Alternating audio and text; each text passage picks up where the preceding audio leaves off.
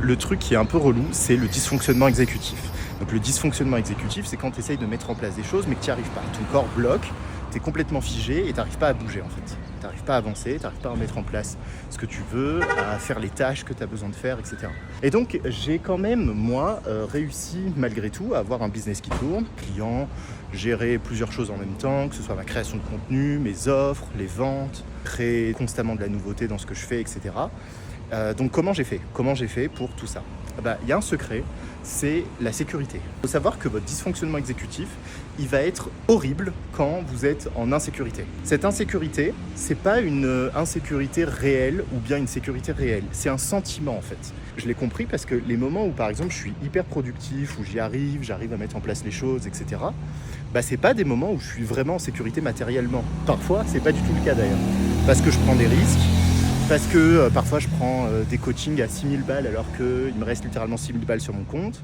Je fais des choix un peu comme ça, tu vois. Donc si vous êtes TDAH, vous voyez très bien de quoi je peux parler. Mais c'est en même temps une chance. Pourquoi? Parce que derrière ce sentiment de sécurité, moi je l'ai parce que j'ai confiance en moi en fait.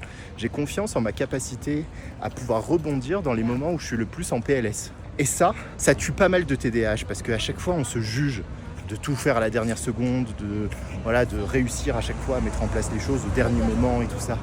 Mais prenez en compte que c'est une putain de force. Et si c'est une force, du coup ça veut dire que jamais, en tout cas moi c'est comme ça que je me le raconte, jamais je vais me retrouver dans la merde.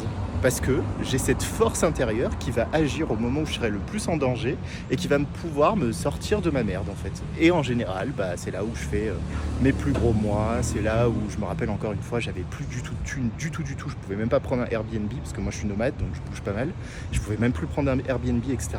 J'ai fait un crédit à la banque de 2000 balles et ces 2000 balles je les ai mis dans une formation. Pendant une semaine, je l'ai saigné la formation, j'ai tout suivi et là j'ai eu 10 000 balles qui arrivaient. J'étais vraiment choqué. Donc pour vous dire, c'est en vous faisant confiance, en vous aimant, en acceptant ce fonctionnement que vous allez commencer à avoir des résultats qui peuvent être exceptionnels. Mais pour ça, ça demande une certaine confiance et ça demande aussi une certaine compréhension de ce trouble et de l'accepter complètement.